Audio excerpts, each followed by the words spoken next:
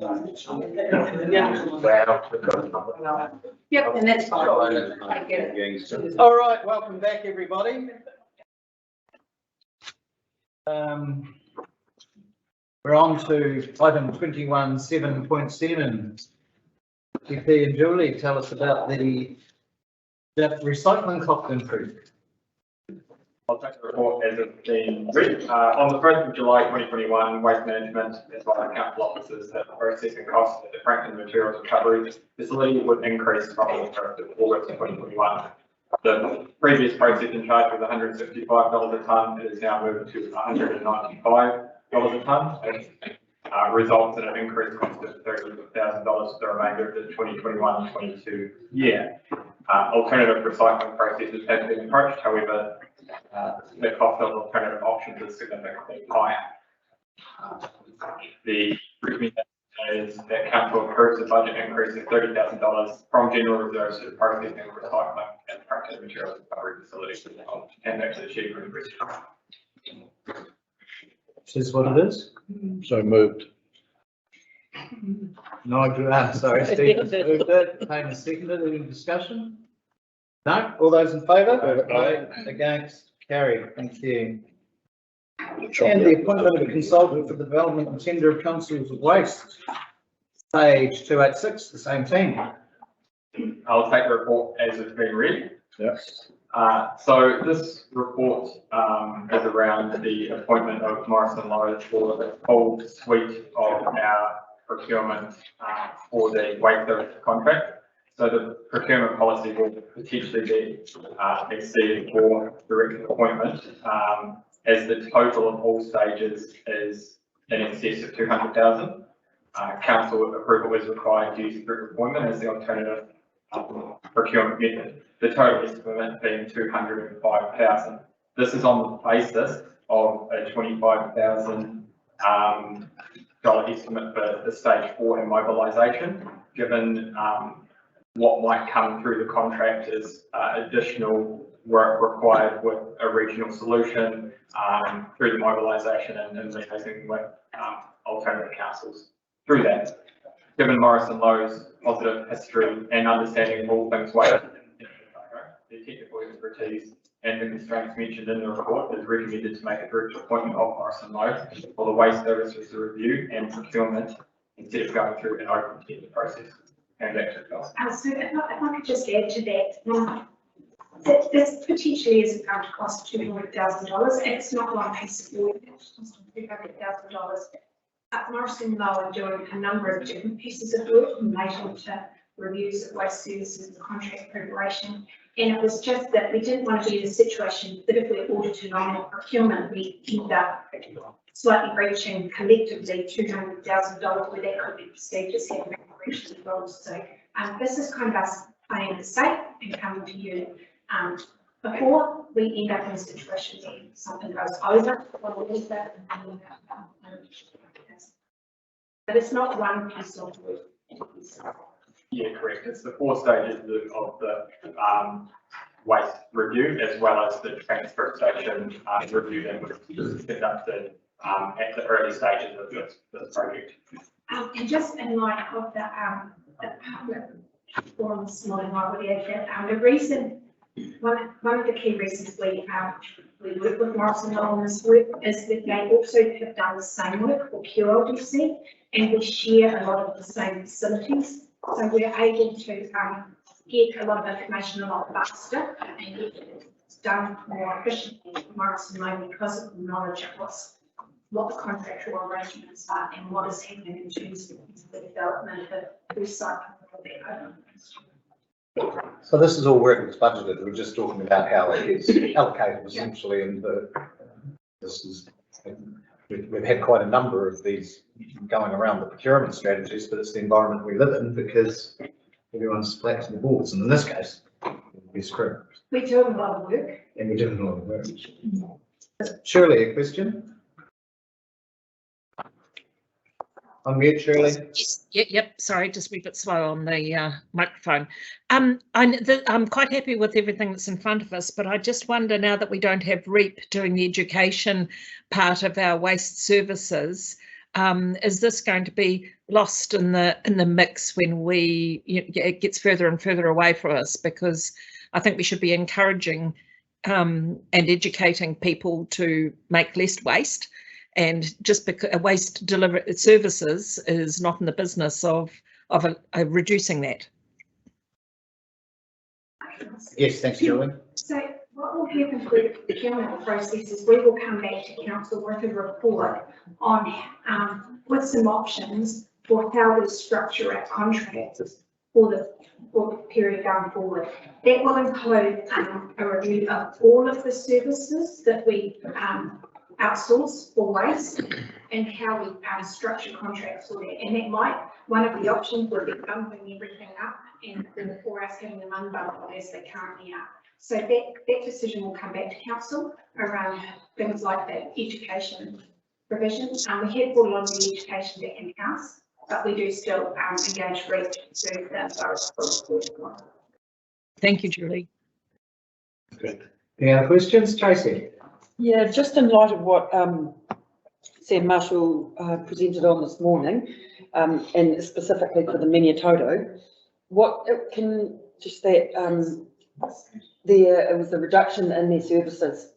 Yep, so I can talk that one. So through the survey that's gone out, there was a comment as you referred to on page 5 around we did some data capture at both Ranfurly and Roxburgh transfer stations around the use. So over a long period of time, we've been tracking when people use that site. And as part of that, we want to gain additional feedback from residents around the use of that site. No decision has been made through that the survey is it's going to come back to council for a decision. But what we found is that there were time periods during the week where the Roxburgh and Ranfurly transfer stations weren't being fully utilised. There'd be periods of hour to hour or days where no one would come to the site and use it. So we were looking at potentially looking at options for reduction in those hours. But again, that would come as part of the procurement plan to council to make a decision on. So it's also about, it's not necessarily a reduction either. It's if you're only open so many hours a week and you've got days that you're open that nobody turns up, if the pub come back and say, well, actually, if you were open on this day instead of that day, we would be able to use you. So that's the kind of information we're looking for. And then that'll come back to you with the data that we've got on usage to make a decision. So the survey is not a referendum, it's not a voting thing, it's just to provide information to enable you to make informed decisions when you bring it up. There's been over 700. Yeah, I think we're at 720 responses now. And the Mini-Toto is almost at 10% of that as well. So we've had a really good response from Queensbury, Karen, a good response from Paddyroa as well. And I think Roxburgh is sitting about the same level as the Mini-Toto in terms of feedback. But again, we've been putting that out through all our channels, trying to encourage residents to provide feedback. Can you determine whether they're from Ranfurly or Naseby? Because clearly in the survey? Yeah, so we asked their location, it's a detailed location when they provide a location as opposed to Mini-Toto. Most residents are doing say Naseby or Ranfurly. I don't have that breakdown. No, but I mean, it'd be good to know because there'd be a lot of maybe the timing that you're talking about opening, maybe the Saturday or a Sunday morning for 2 hours, late morning on a Saturday would mean Naseby people can take the green waste, whatever they want to do. So yes, correct. And when we bring back the results of that survey to the council, we'll be able to break down where people because encouraging them to participate in the survey as well. Right, Neil, then Lindley. I guess the encouraging thing is it shows that despite what the fellow this morning said is that people have been engaged through the survey and have responded, which is a great thing. And I really hope that he didn't think that he's done his bit today and people like him will continue to contribute to the survey because it's really important to get that feedback. Is it closed? 29? 24th. Oh, right, so it's very soon. Yeah, it's Vincent Spatial Plans 29. Correct. Yes. Lindley, you had a question. Oh, my question was answered really. I was just saying a reduction in hours or a change in hours, but not loss of the transfer station. Right, any more questions, councillors? Somebody want to move, presuming everybody's comfortable with the recommendations A and B? Anyone want to move that? Go on, Stu, second Tracy. All those in favour? Aye, against, carried. Stu, the floor is yours. 21.7.9, Entail Bridge and District wide strategy update. James. And Julie, I guess.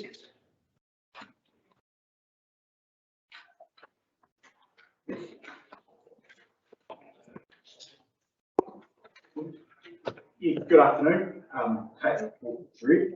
The report provides an update on 3 mini Otago bridges that were affected by the significant event back in January, and it also provides an update on the different bridge strategy projects which require to which will cover all of council's bridge network. So firstly, in regards to the mini Otago bridges, as outlined in the report, there are principal inspections planned for Mini Otago Road, also known as Osford, and Lindburn and Running Road. They thorough and detailed inspections using both axes. They will determine the exact condition of the structures and helps aid in determining what loading, if any, of these old structures can actually take. Unfortunately, the principal inspection has been postponed twice in the last 2 months due to rainfall events which actually affect river level, meaning we couldn't get in a physical inspection. It has led to further delay, unfortunately.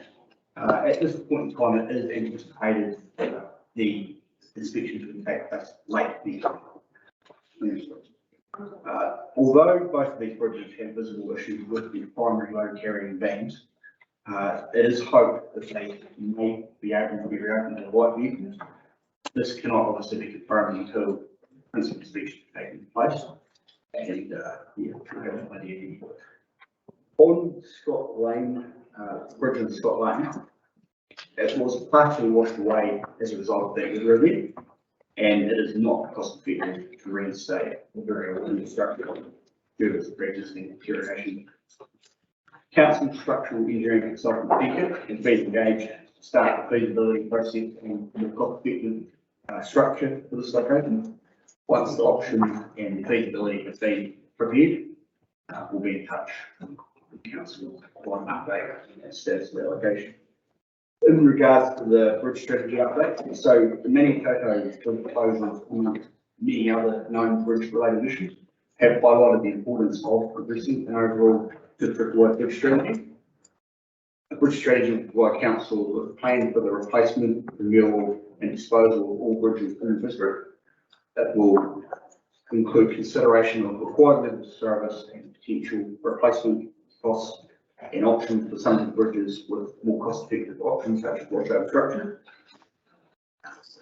It's a large piece of work and it will take some time to complete. It's never been an overall strategy for the district, and it will be a very comprehensive document.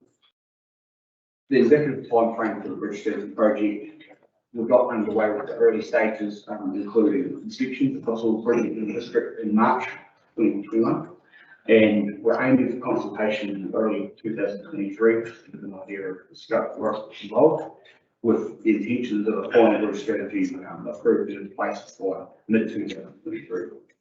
Welcome to any questions.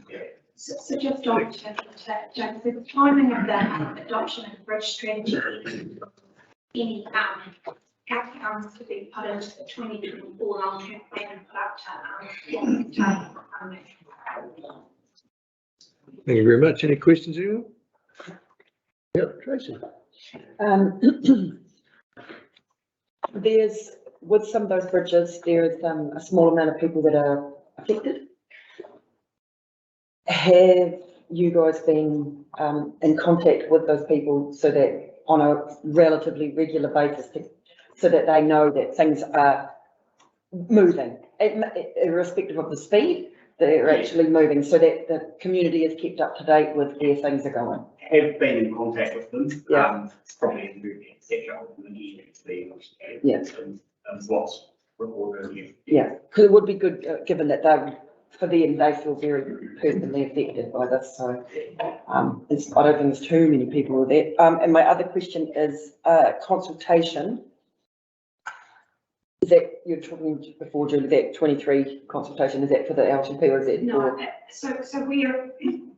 so what we're proposing, what we're anticipating is that we have almost a map of the district where the bridges are, and we'll identify the ones that are going to be problematic and whether there's an alternative to reset them. Some bridges, and there's a number of these on some of the rural roads that are pretty old, shonky little timber bridges. That have a weight restriction on them, for example. So if you replace them with a lower cost structure, like a box culvert or something that flooded over the top of when the river's high, you could take away the weight restriction, but it won't be available 100% of the time. So there's some trade-offs. You get a better level of service in terms of heavy vehicle accessibility, but when on those rare occasions when it's inflated, we can drive the other way around. So we want to, and when you look at the bridge network as a whole, you know, if you want to have a flasher Otago bridge, for example, that's going to cost a whole lot more, you might need to make some trade-offs in some other places on some other things. So we want to look at the network as a whole rather than individual bridges.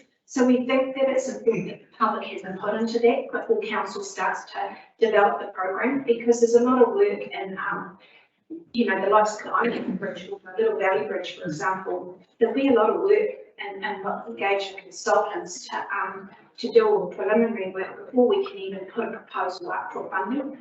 So we don't want to spend that money until those larger sums of money until we've got public input and a recommendation to council, and you're kind of moved into what the proposal was, because otherwise we could be going off on completely wrong tangent.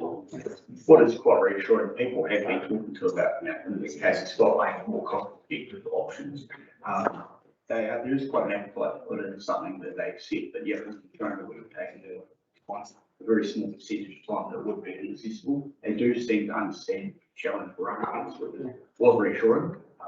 So yeah, consultation would be interesting to see what the genuine Yeah, so I just think, just want to say as a comment, really, I think that's a really great approach to take, and I'm quite excited about that, having some, even though the strategy might be a long one, it's still working towards it, so it's really great, so thank you. So that consultation probably won't be like No. it'll be going out and working with communities to talk through options, and kind of workshopping with them rather than give us your opinion on a proposal.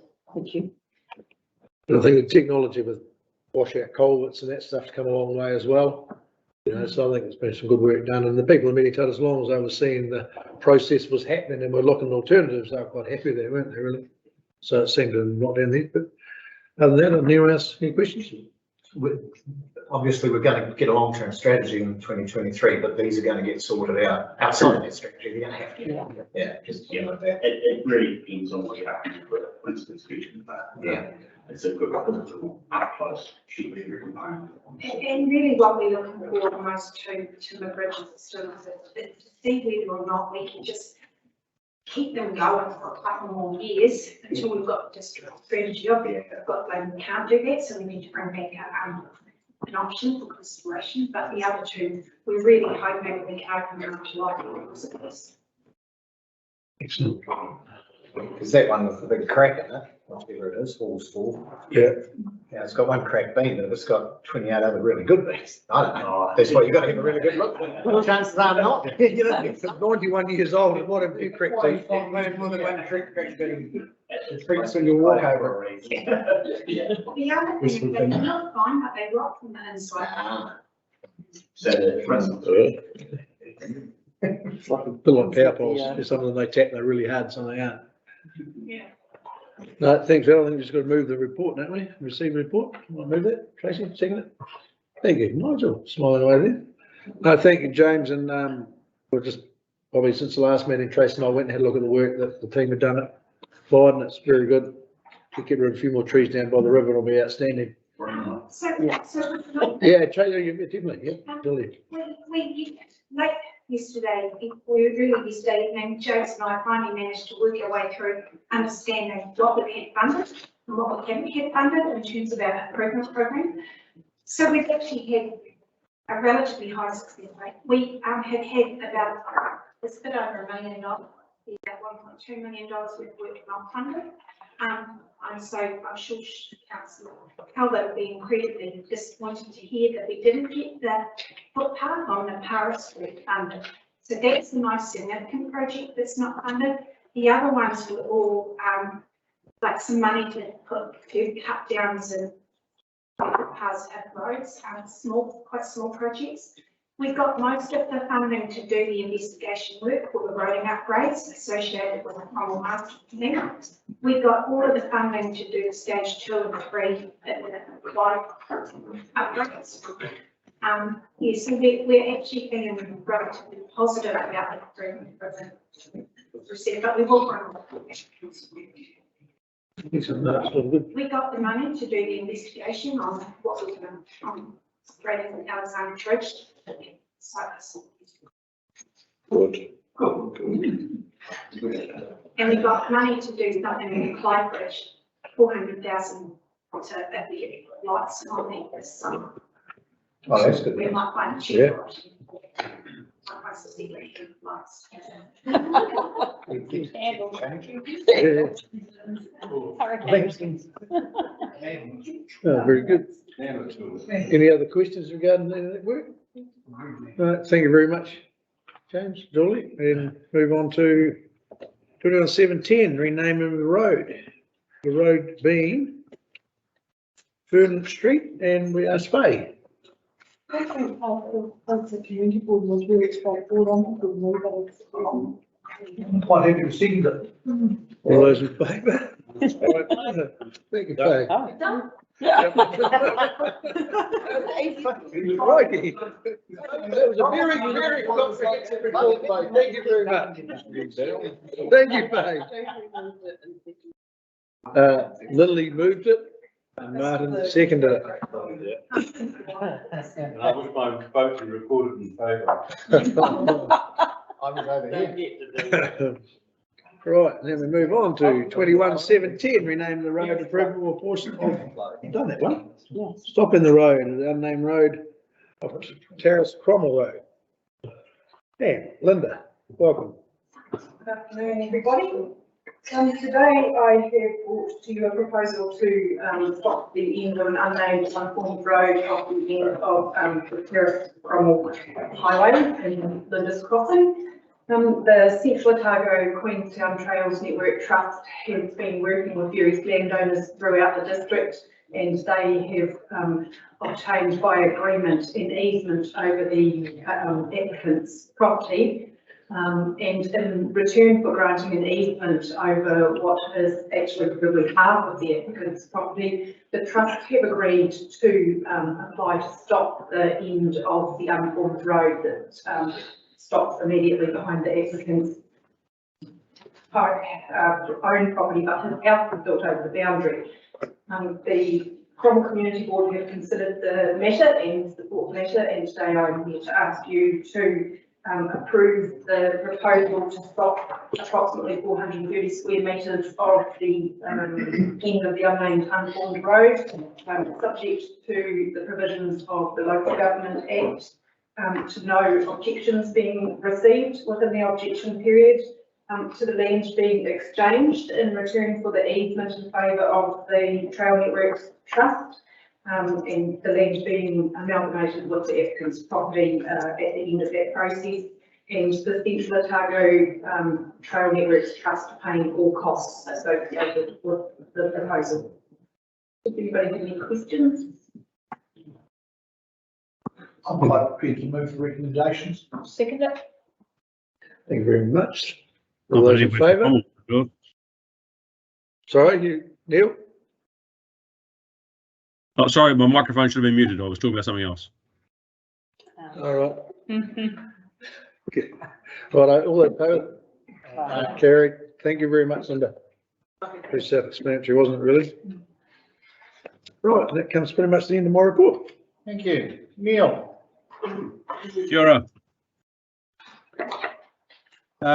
We're going to talk about item 21.7.12, which is the plan change 18 of the Cromwell Industrial Resource Area, and I'm picking that someone sitting at the end of the table. We're just waiting for the staff, the officer to Right, so I guess the staff aren't sitting at the end of the table to present the report yet. Stand by, please, caller. You're on fire today. Who's that, Tamer? Tamer, she's been on special K or wheat mix this morning. Kellogg's. I reckon she must have started reading the agenda last night and hasn't stopped. Oh, no. No, she's the most valuable player of the day at the moment anyway. You have chocolate fish. Yeah, she's that did right. While we're waiting, can I suggest we go to the dog control policies and practices report, or do we have to wait for a staff member for that? Lee's not here. Oh, he is here. Lee's just walked Stand up. by. Yep. All right. Here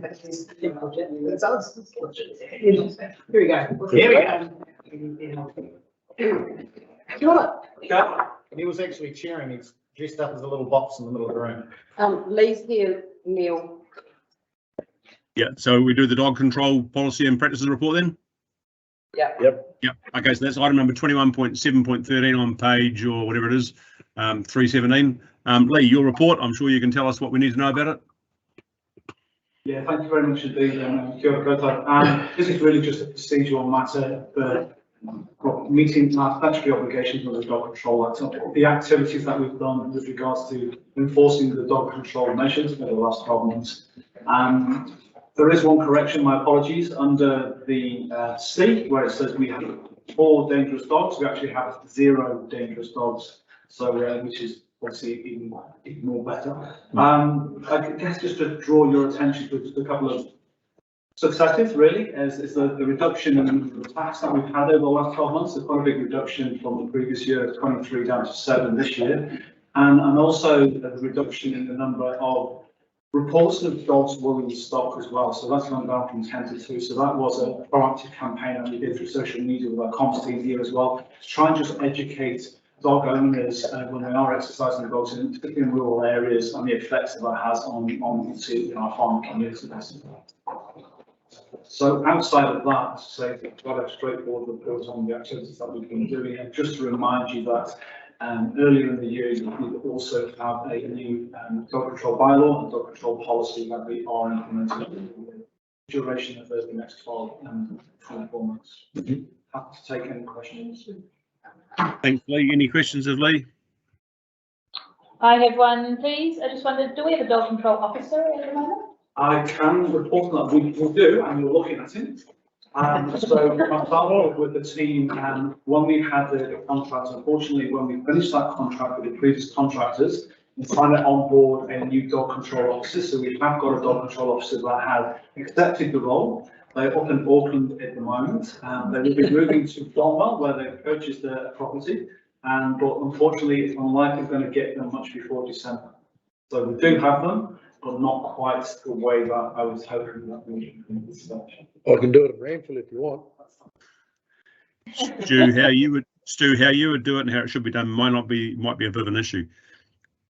Lee, just one question, Lee. In terms of do we have to report on the any prosecutions that we take under the Act or anything like that? Is that not part of the recording process? Through the chair, yes, we do have to report on that. We haven't got a prosecution per se for this year. Obviously, we're going through the appeal with an owner that earlier in the year the hearing panel had disqualified from owning a dog. We are still going through that process. COVID, unfortunately, hasn't helped the situation with regards to our court timings, and we're waiting for the courts to come back for that hearing date, of which I'll update yourselves in due course. Cool, thank you. Any other questions, people? No. It's been about 14 years, 12 years there, prosecution. Yeah. And that's credits just the court process. No criticising, it's just going. Okay, recommendations, the report be received. Someone like to move that, please? I'll do that. Was that you, Stu? Yeah. Yeah, and was it Tamer? Tamer as well. All in favour? Against? Carried. Yeah, well done. Well done, Tamer. You're on fire. He's moved on. Oh, she looked at me. Of course she does. You're sitting in the middle of the table. I was actually looking at Tim, who said I second that, but that's all right. Right, can we move on? Can we move back to item number 17 now, Rebecca? Yes, yes. They're just walking to the table. Excellent.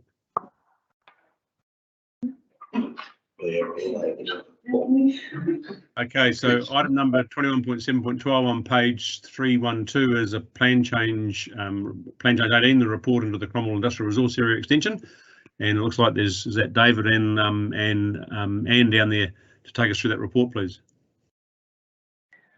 Okay,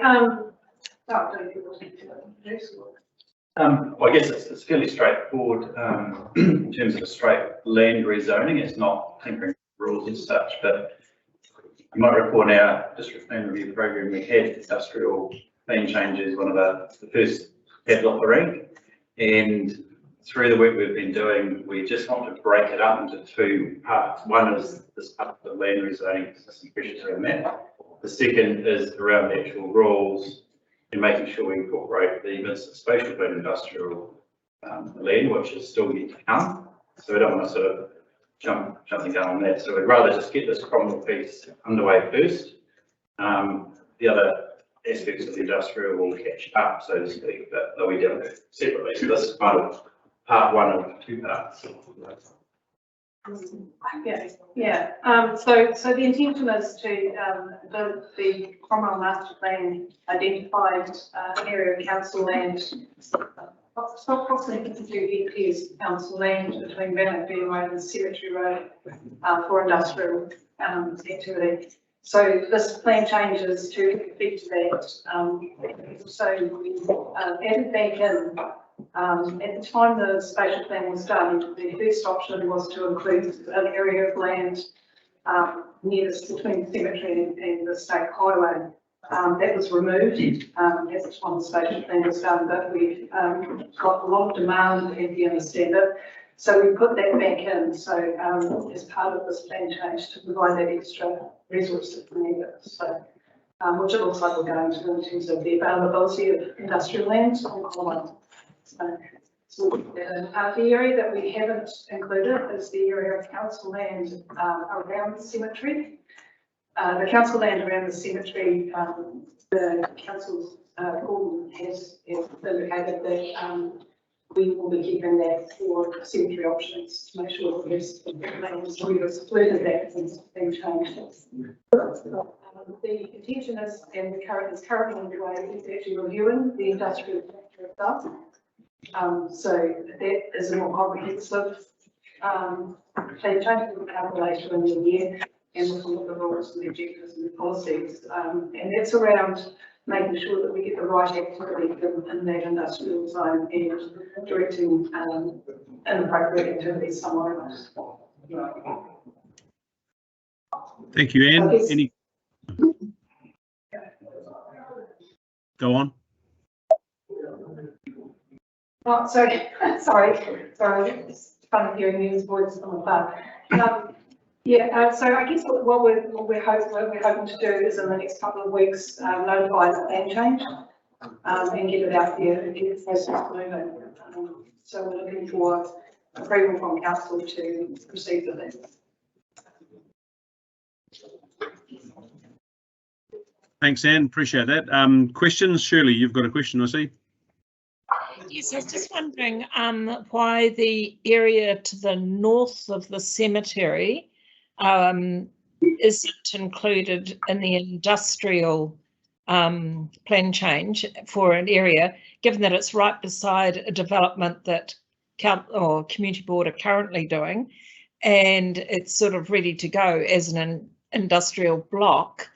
And looking at the demand for cemeteries, if all that area that's shaded yellow is outside for future use, that's an awful lot given the current rate of burials, and I'm not sure what they are because I could only go back to the cemetery management plan, which was 2010, and they were quoting a rate of 20 burials per year.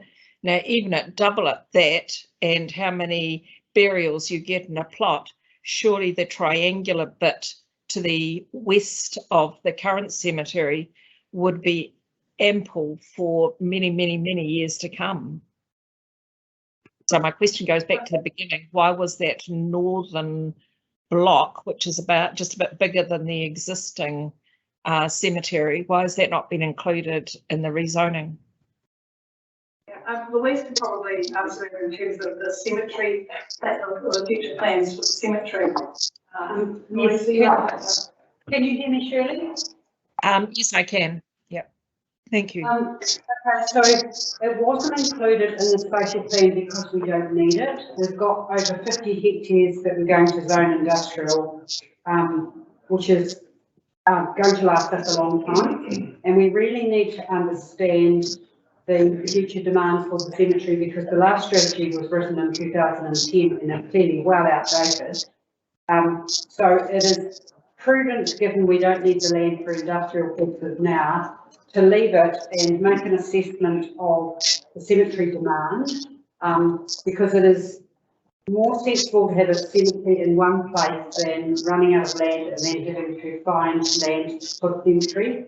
And some of the other industrial land we know wouldn't be suitable for cemetery because it's had trees on it, and therefore if the land settled, it doesn't become suitable for digging graves. So we want to do that piece of work first, and it doesn't prevent us taking a plan change later if that is the appropriate action. So I just have one more question then.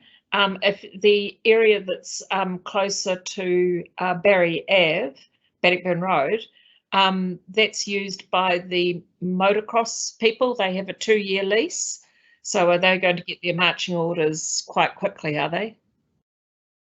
well, it was clearly identified in the spatial plan as being for future industrial activity, so I'm guessing that would be part of the spatial plan is approved by council, so yeah, I guess it would be what would be happening at the time. I think the key thing there, Shirley, is that I think that lease was recently extended, so this shouldn't come as a surprise that the days of that may not be forever. Have we allocated any other land for them, or have we got any other spot we could give them? Are we in negotiations with them? Not that I'm aware of, no. Nigel, you had a question?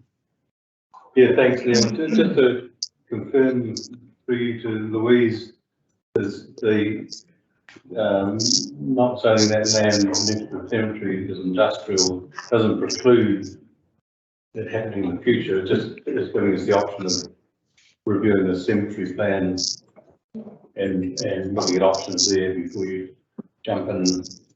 That's correct. We just need to be certain of that before we take any action. So while it sits there, all options are still open. All options are still open. Thank you.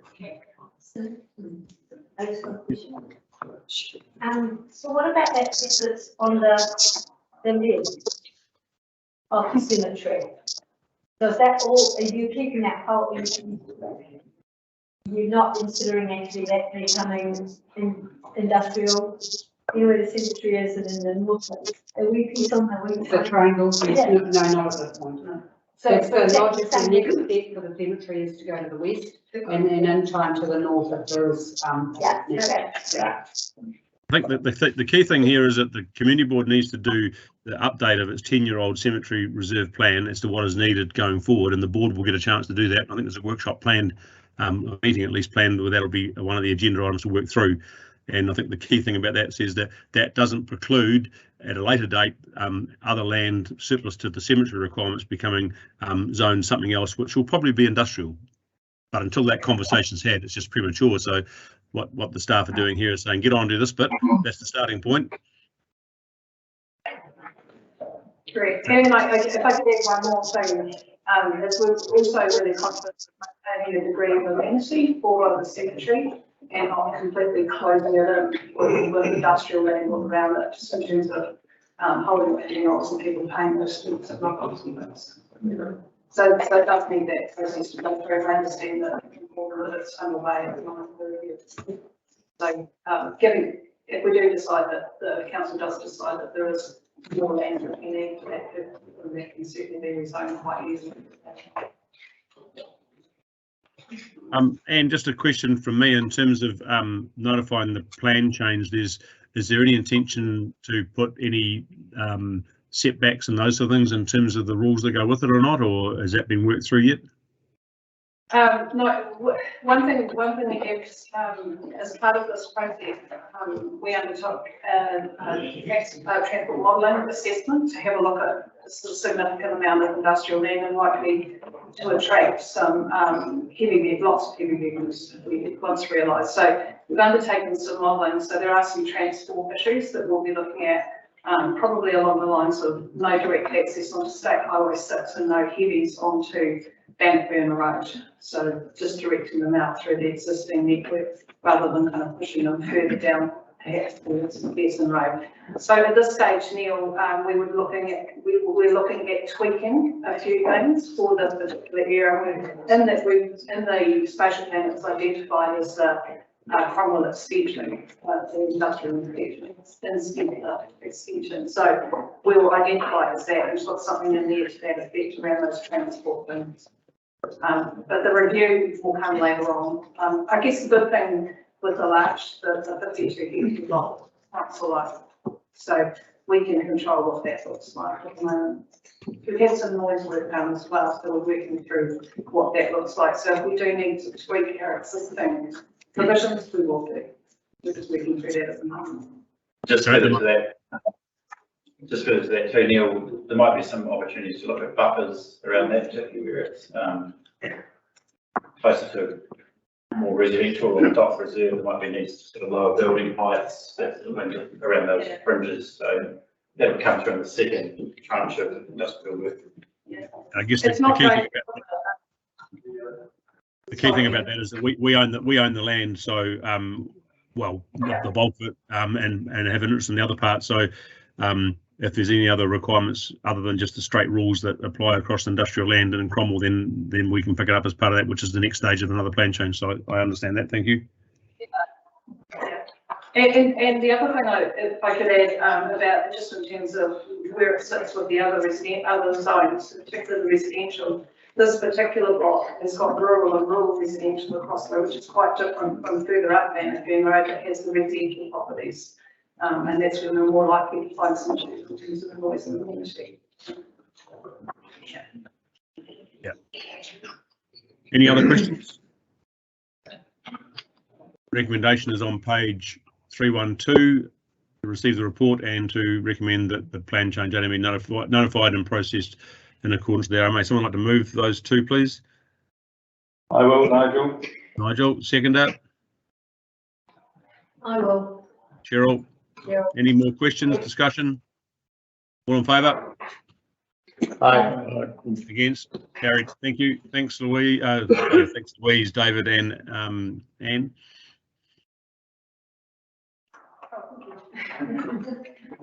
Thank you, Neil. This moves us to page 323, the Cromwell Town Centre project structure. I am smiling. You are, absolutely. And so are your eyes. Welcome, the floor is yours. Good afternoon, everyone. I'll take the paper as read, and this is regarding the Cromwell Town Centre upgrade development. And we're just asking council to consider the project structure and high-level timeline for the planning and design phase for the project. For a background, we're going to be doing a 2-year planning session, and the project structure that we are proposing is nothing new. It's a pretty common project structure. It does include an external stakeholder group made up of, we're going to call them MUG, which is the more upgrade group. And the reason they are prime stakeholders is the fact that they actually own land and buildings in the town centre. Yeah. And I'll take any questions. Councillors, I guess a fairly large question is who would like to be the council member on the advisory group? Can I like that. personally would like to recommend that the council represent it The reason being is that he's not just council, but also community board, so he has quite a, you know, maybe a really good take on both, and a long-term thing with the community. So I think he's very well positioned for a good job. Anyone else? Nominate themselves or somebody else? Shirley spoke. Shirley, sorry, did I miss you there? Yeah, I'd be quite keen to do this. I've been quite involved with the master plan, obviously, right from the inception, and I know Nigel's got an awful lot on his plate, and I have no other portfolio. I'd be really keen to get right into this. I've got the time and the energy to do that. Okay. How to handle this from here? Sorry, my Teams has just dropped away, so I'm going to bring that back up first. We've got two people. Let's see if there's anybody else before we go any further. No, right. So we have two. I'll just make sure there's nothing else in anything in this report, because I've skipped ahead to that question. Is there anything else in this report that we need to contemplate before we sort that out? Your Worship. Thank you, Neil. The only observation I make is that the community board has already considered this, and this report's obviously asking for council to ratify what we're putting forward. Deputy Chair of the community board, Verna Murray, has been appointed from the board perspective to take this project through.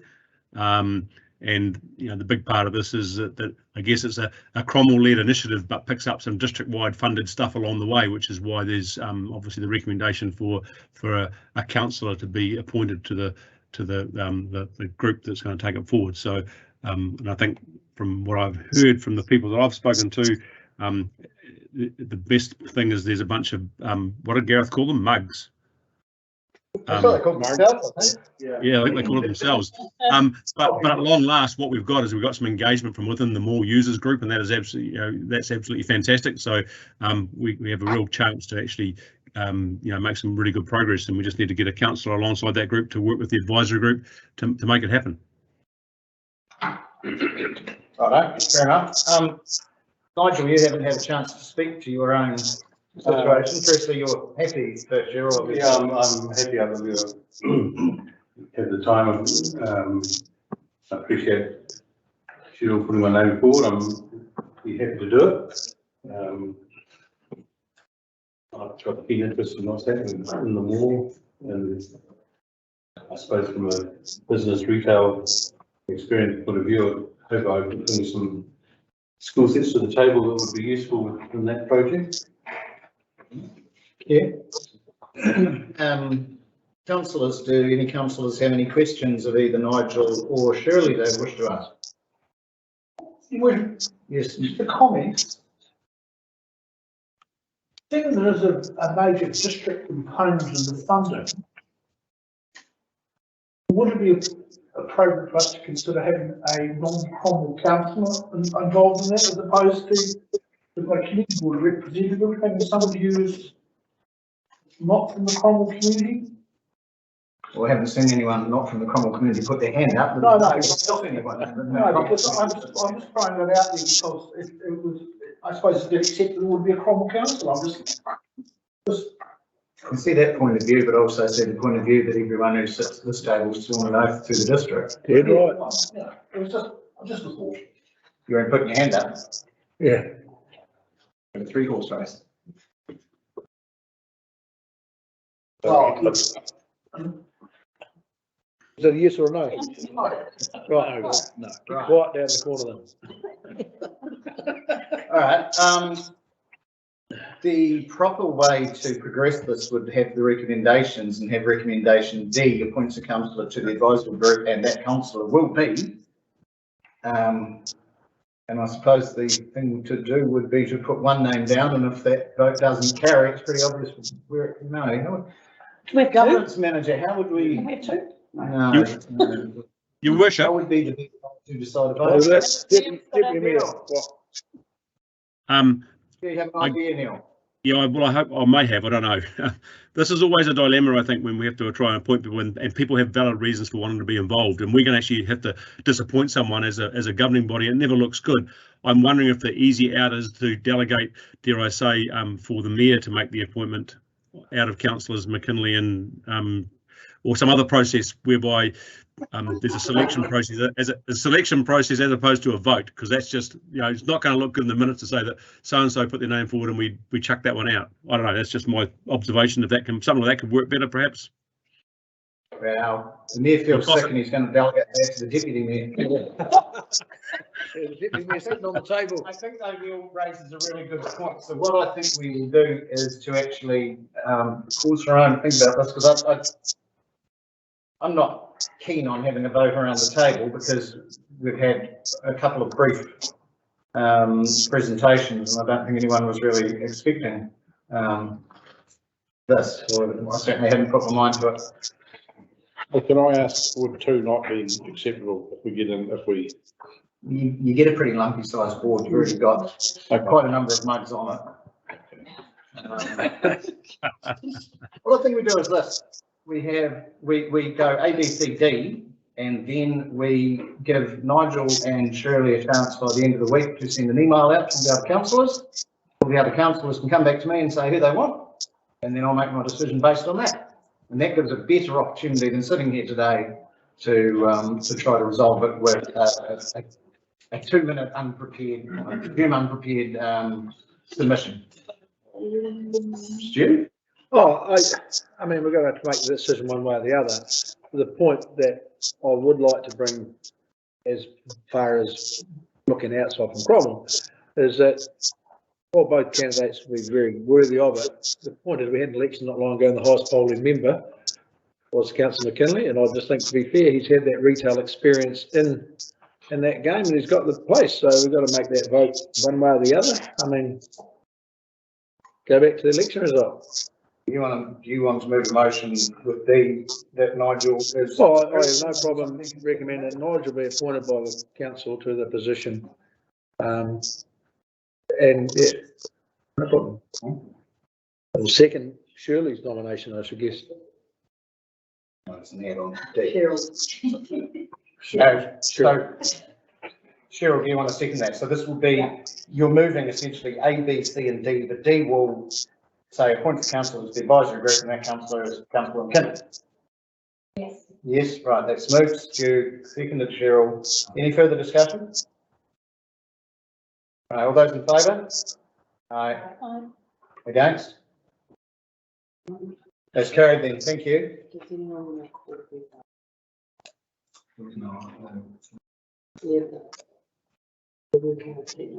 Okay. I didn't Right, I've just had pointed out by the governance manager that there was not a potentially a significant number of ayes for me to perhaps consider that. No, I was just suggesting that we didn't really vote. Right. Right. Neil, which way did you vote? Sorry, the ayes had it. There was no negatives, so the vote's carried. Yeah, that's true. Sorry. Okay. Yep. No, you're quite right there. Yep. Righty-ho, this moves us on to page 343, which is the request for Minister of Conservation's consent in granting an easement over local purpose reserve. Welcome.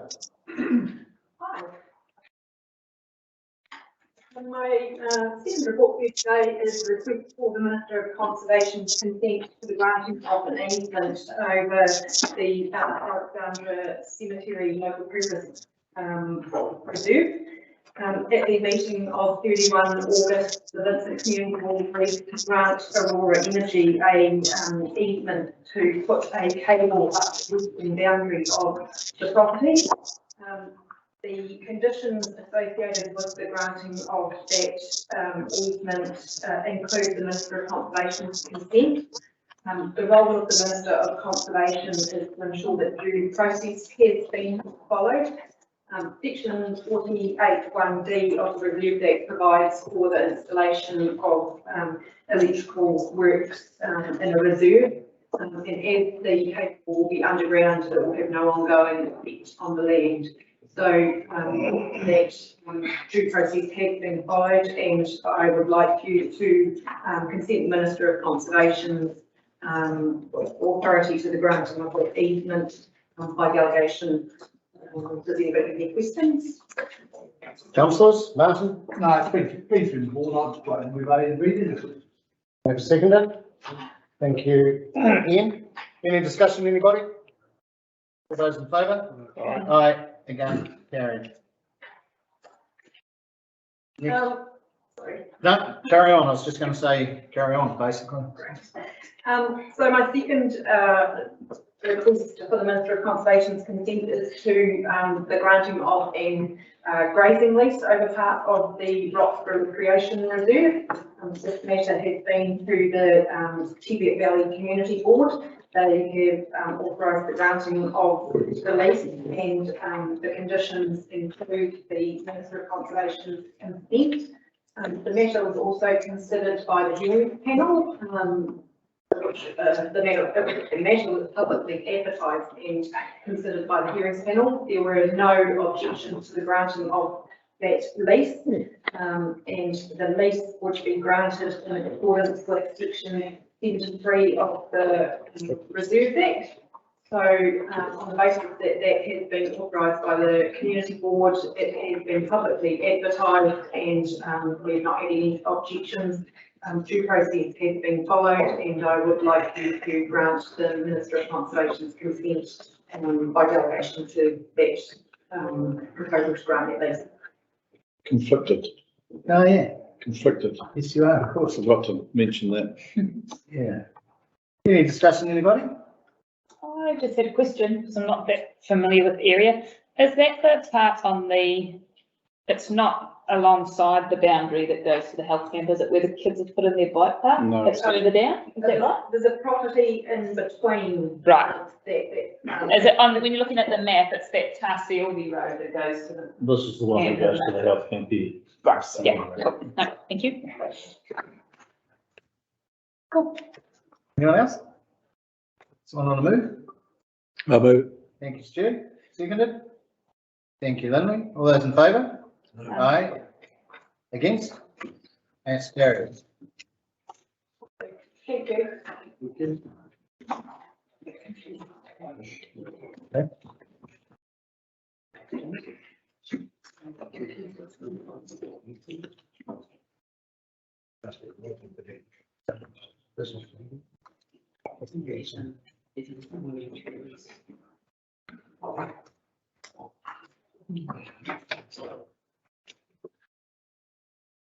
Welcome.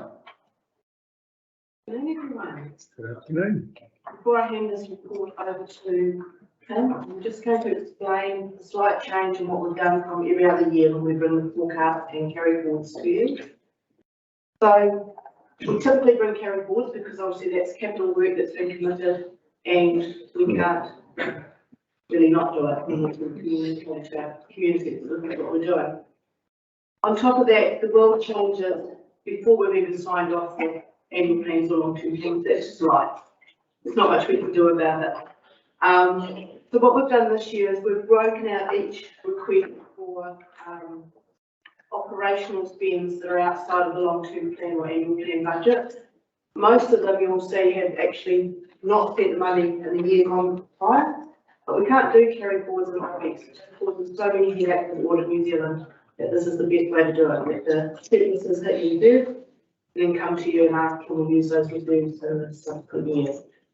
We've split them all out individually for two reasons. One, it helps you as a council see the decisions you make to use those reserves, and two, it helps finance know exactly what reserves to use when we're trying to rewrite the revised budget for you to report against for the rest of the year. With that, I'll hand over to Kim and take questions at the end. So this is our first forecast for the year, and it includes carry forwards from the previous financial year. I'll take this report as read. I just want to mention that it's quite a large sum of carry forward, 23.3 million, and the bulk of that is 16.3 in the three waters. So that will bring our total CapEx budget for this financial year up to 63 million, which is quite a significant budget. Just adding to that, I don't know if you recall, but if you've read the management reports from Audit New Zealand and the long-term plan, or their actual audit opinion when they had an emphasis and matter around our capital spending. And it wasn't just around us CRDC, but across the New Zealand councils, where trying to complete all the capital spend within our year is getting more difficult due to the resources across New Zealand and will be completed further. That 63 million, while it's now forecast, we can revise budget, that was a significant stretch in our Yeah. So, first up, my concern is that, okay, we're moving it forward, and you put it into reserves, it's coming out of reserves, but can we actually get that work done? the capital spend, CapEx funds. I'll probably ask Julie if she'd want to comment on that, because I'm sure that's in the area.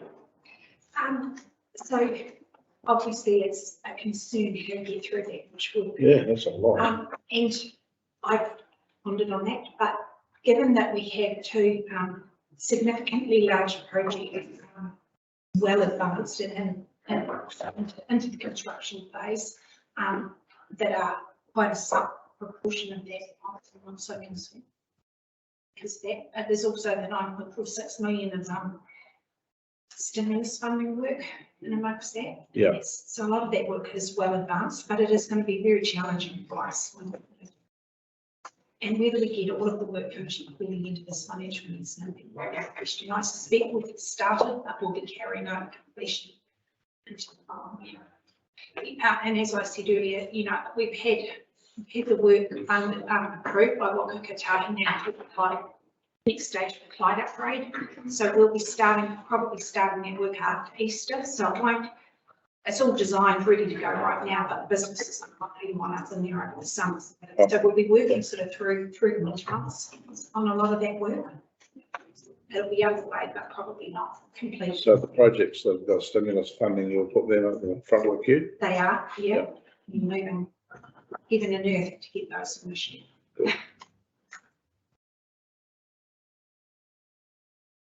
I just wondered, Jay, what does organisational and cultural leadership entail? Have a look at the, and I know she's just Just leave the room. I will do my best to answer it in more chief evidence. But we have been on a journey of the leadership learning to collectively as a group of leaders lead that culture, lead us, the organisation, and it's very much around teaching and teaching our leaders how to be the leaders, but also really working on the culture of our organisation. So we've run a couple of surveys, as I'm sure you're aware, and we're continuing working on that work. We started that work last year, and we want to continue that work this year. Is it having a positive impact on things like staff retention? I can't answer staff retention, but it's definitely when we compared the two surveys, we're making some really good inroads, and I think that's a really positive result. And staff retention is quite challenging because we don't just need staff. I can't answer for the staff because they've not been happy with the culture, but right now it's an extremely buoyant market, and staff, there's a shortage of staff, and trying to get the right people means you're getting calls all the time, and you are always at the risk of losing staff. We're working very hard on a culture of that people want to be here. It's not always about the dollars, obviously that helps, but it's about all the good things of living in Central Otago and the community that we serve and the community that we work within at Central Otago District Council. So it's a really big piece of work, and it's something we, I believe, will be passionate about. Yeah, it was funded last year, we just didn't get through everything. Yeah. Just a couple of things from me, in lieu of anyone else having their hand up. There was a couple of bits I found a little bit tricky to read, and it just may be the new format, but if we go to page 375, and you've got infrastructure income, you've got 454k reduced NZTA funding. Does that mean it doesn't mean it's negative 454k. It means that the 454k is reduced income, or what? Correct. So we both reduced the income and reduced the operating expenditure. We see both there. And just, so we are going to have to come back and have another go at this, because after we did this, we then got the final approvals from Waka Kotahi on our maintenance and operating our renewal programs, and they have increased from what we originally were told, but they haven't increased back up, just to be clear, they haven't increased to what we asked for, but it works out at about $400,000 a year more that we're getting funded, but we had dropped a lot of work down into the unsubsidised budgets. So what we can do is pull that back up to the subsidised budget. So ultimately it'll be a net zero change, but we'll get more done. But I think if you, hopefully you recall when we were doing the long-term plan, that came through those changes at the very last minute from Austin Urban General, and we did the best we could do. We changed them down. Then they changed the menu. Now they've changed them back up again a bit. So. No, I just wanted to make sure that there wasn't, I wanted to make sure that I'd read it right. Under CEO expenditure, probably a bit difficult because she's not here. 35k additional expenditure relating to strategic projects related to museum funded. Which museum? So that's, through the chair, that's, related to the museum investment, project mapping. Right, so it's the museum sector. Museum sector, Cool. yes. Cool. So it's not a new roof somewhere, it's. No, so Okay, right, that just some was, clarity. we were underspent last year on strategic project, which is now called the But reserve. expecting it. And under governance and community engagement, 14k additional event sales offset by event ticket purchases below an expenditure. A, it's a mouthful, but B, what event? We're on page 376. Let's see us.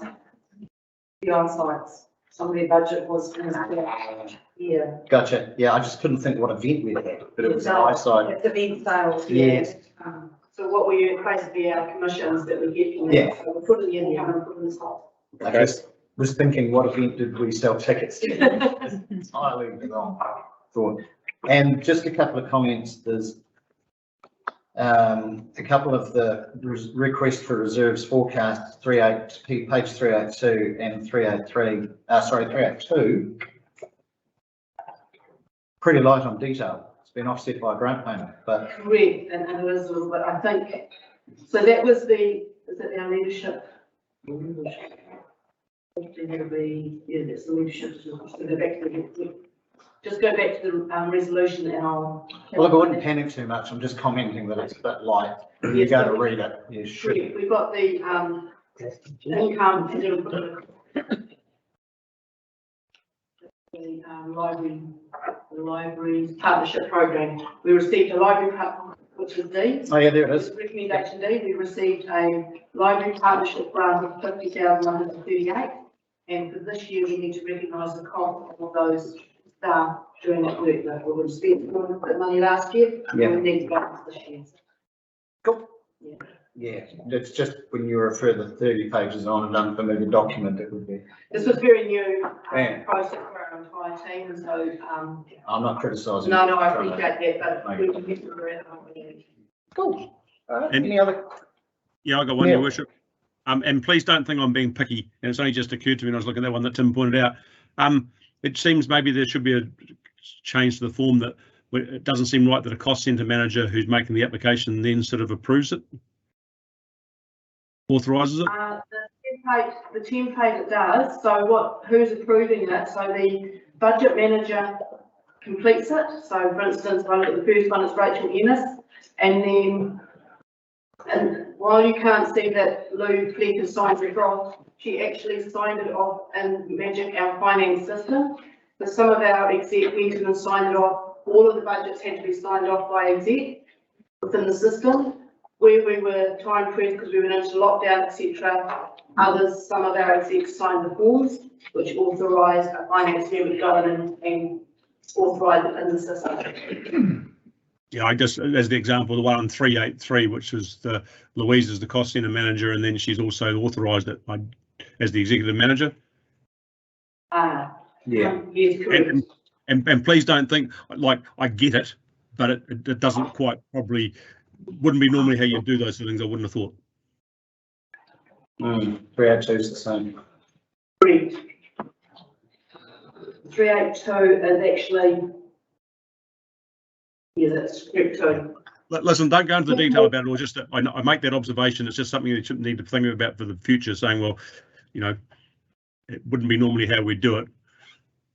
I think if we didn't point it out, is it? Picked up, thank you. Yes. Anything further, team? No. Somebody want to move A through to M? I will. Yes. Stephen got in ahead of you. Neil seconded it. Any further discussion? All those in favour? Aye. Aye. Against? Carried. Thank you. Thank you. Sure.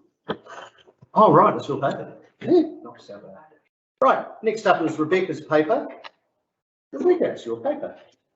Thanks, Steve. Rebecca's just going to stay here. I hope that's all right. Through the chair, I'll take it as read. It's pretty much self-explanatory, this one, I would think. Unless anybody thinks otherwise, I'll move A to C. Second, Tamer. Any discussion? All those in favour? Aye. Against? Carried. Congratulations, gentlemen. Brilliant. Takes us through to the Mayor's report. I'll take it as read. I'm not going to go through it. If anyone's got any questions, I'm happy to answer them. Otherwise, I'll move my report. Lovely. I'll second it. You Second. Stu got in ahead of you, Neil. Nothing surprising on that, though. I doubt it. He's not that quick. Any questions, any further comments or anything? No? All those in favour? Aye. Against? Carried. We have Mayor's report. We have the governance report on page 399, which just requires us to receive it. Anybody have any comments or queries before we receive it?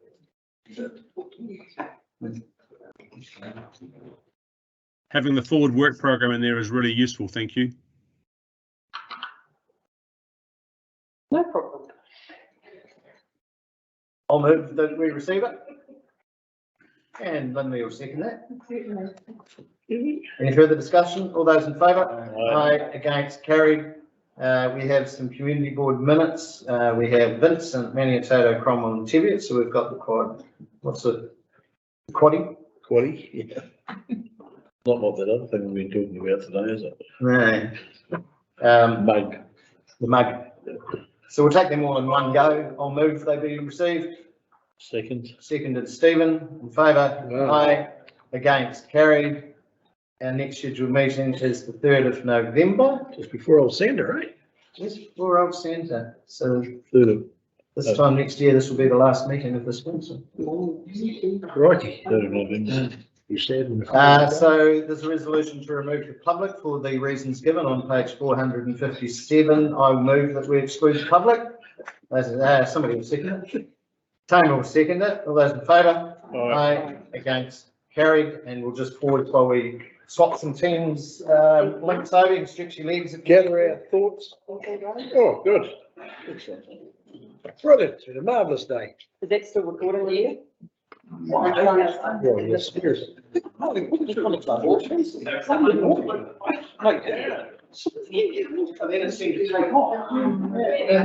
bring it all.